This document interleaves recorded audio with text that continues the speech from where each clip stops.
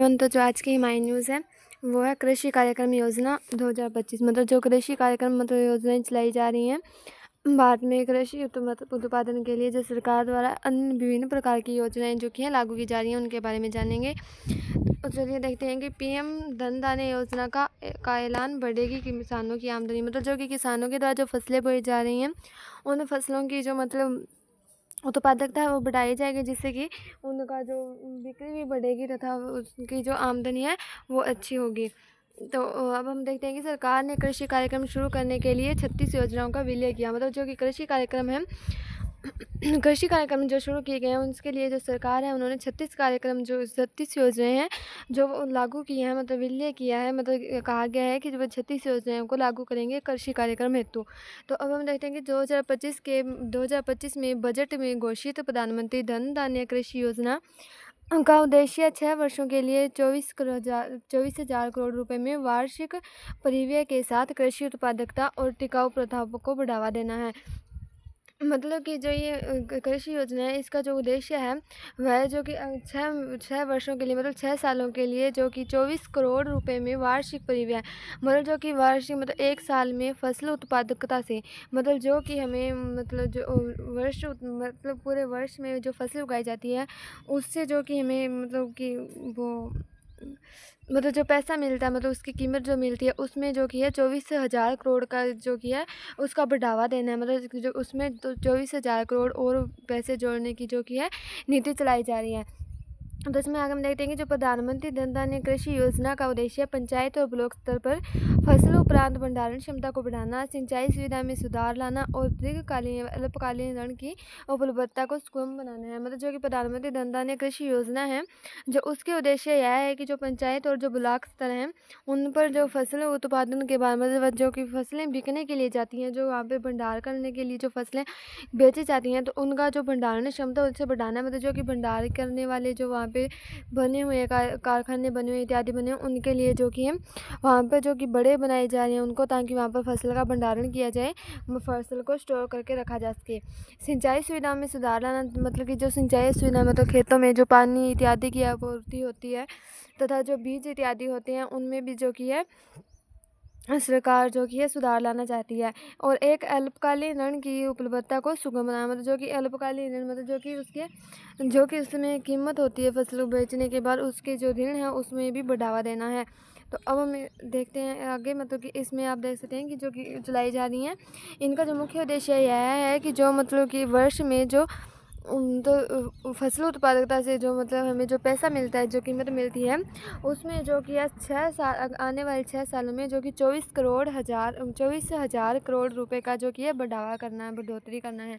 तो इसमें आप देख सकते हैं कि जो 24,000 करोड़ के लिए विभिन्न योजनाएं चलाई जा रही हैं, जैसे कि नई नई फसलें बोई जाएंगी, जैसे उड़द दाल इत्यादि बोया जाएगा। तो यहाँ पे आप देख सकते हैं कि केंद्रीय मंत्रिमंडल ने बुधवार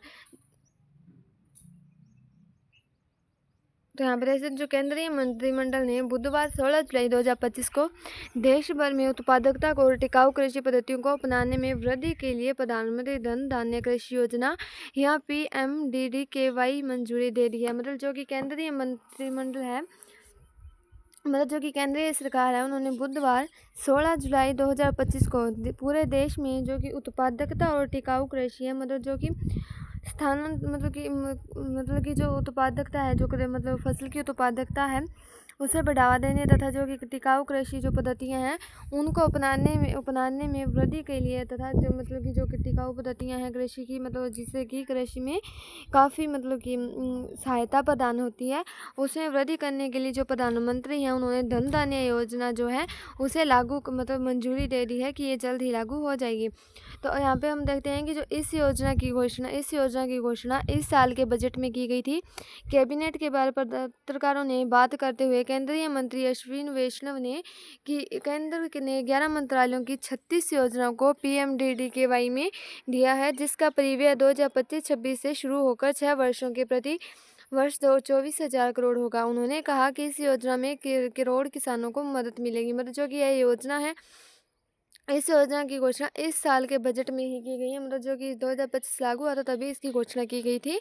तथा जो कैबिनेट के बाद जो पत्रकार हैं उनसे बात करते हुए जो कि केंद्रीय मंत्री हैं, जो कि इनका नाम कि अश्विन वैष्णव है, उन्होंने केंद्र में जो कि 11 मंत्रालयों और 36 योजनाओं की PMDD-KY में दिया है। मतलब मतलब केंद्र में जो कि 11 मंत्रालय हैं, जो उनकी जो 36 योजनाएं हैं उनको जो PMDDY में जो कि मतलब बढ़ावा दिया है, तथा जिसका परिव्यय 2025 से 26 में से शुरू होकर 6 वर्षों के लिए प्रति वर्ष 24,000 करोड़ होगा। मतलब जो कि वर्ष में जो कि मतलब हमें जो कि मूल्य मिलता है, मतलब जो फसल उत्पादन होता है उसमें जो कि 2025 से 26 से शुरू होकर, मतलब 25-26 से शुरू होकर आगे आने वाले 6 वर्षों में जो इसकी कीमत है वह 24,000 करोड़ तक की जा सकती है।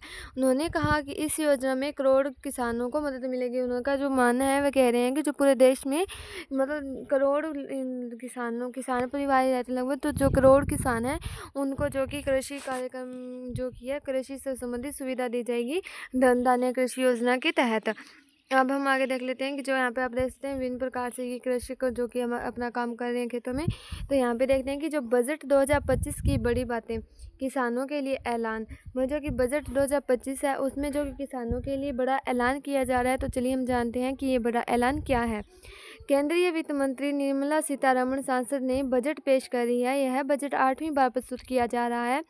बजट में किसानों, महिलाओं, युवा और नौकरी पेशा समेत किसके लिए क्या ऐलान हो रहा है। बजट की बड़ी बातें, किसानों के लिए क्या किया जा रहा है इस योजना में, इसके बारे में जानते हैं। तो मतलब जो कि केंद्रीय वित्त मंत्री हैं निर्मला सीतारमण, मतलब जो कि पहले हम बात कर रहे थे केंद्रीय मंत्री के बारे में, तो अब ये जो है ये है केंद्रीय वित्त मंत्री। केंद्रीय वित्त मंत्री निर्मला सीतारमण संसद ने बजट पेश करी है। मतलब जो कि निर्मला सीतारमण है उन्होंने जो कि ये बजट पेश किया है। यह बजट 8वीं बार प्रस्तुत किया जा चुका है तथा यह बजट है इसमें किसानों, महिलाओं तथा जो युवा, नौकरी पेशा और समेत मतलब कि इनके लिए जो ये लोग हैं जैसे किसान, महिलाएं होगी, युवा हो गए, इनके लिए मतलब इसमें मतलब बजट में क्या ऐलान किया जा रहा है, बजट की बड़ी बातें क्या है, किसानों के लिए इस बजट में क्या सुविधाएं प्रदान की जा रही हैं। तो अब हम इसके बारे में जानेंगे।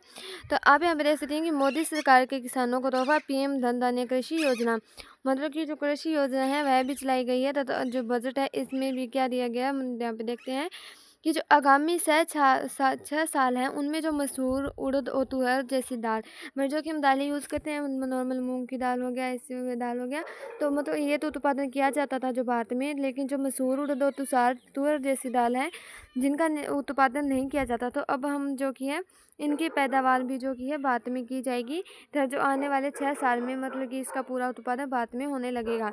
तो यहाँ पे देख सकते हैं जो कपास की पैदावार है उसको बढ़ाने के लिए 5 साल तक मिशन मोड पर काम होगा। इससे देश का कपड़ा उद्योग को मजबूती मिलेगी। मतलब जो कि बजट है इसमें के माध्यम से विभिन्न प्रकार की मतलब सुधार लाने की कोशिश की जा रही है देश में।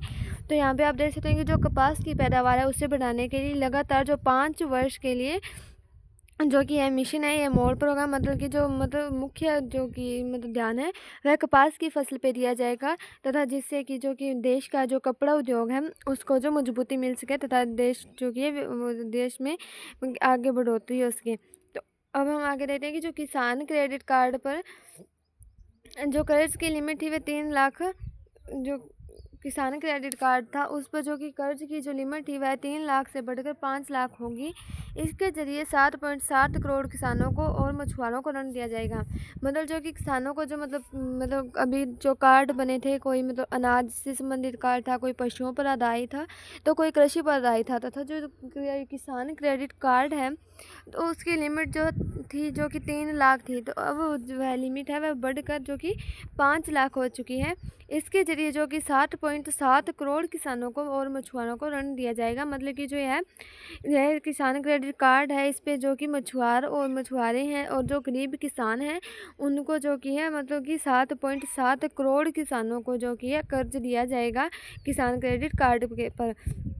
आगे देख लेते हैं कि जो MSME है के लिए जो कि लोन गारंटी है के लिए लोन गारंटी कवर जो 5 करोड़ से बढ़कर 10 करोड़ 1.5 लाख करोड़ तक का कर्ज मिलेगा। मतलब जो कि MSMI जो कि जिसके लिए जो लोन मिलता है, जो कि इसका जो होता है कर्ज, वह बढ़ा दिया है। मतलब जो कि पहले है जो कि 5 करोड़ ही मिलता था, परंतु अब है जो कि 10.5 मतलब 10 करोड़ 1.5 लाख करोड़ तक का कर्ज मिलेगा। मतलब जो कि यह जो लोगों को जो ब्याज मिलता था, कर्ज मिलता था कृषि के लिए, इसमें काफ़ी बढ़ावा किया जा रहा है। मतलब पहले जो क्रेडिट कार्ड था वह 3 लाख से सीधा 5 लाख मतलब 2 लाख ऊपर हो गया। तो जो ये था मतलब जो 5 करोड़ मिलता था वह लगभग 10 करोड़ के लगभग मिलेगा।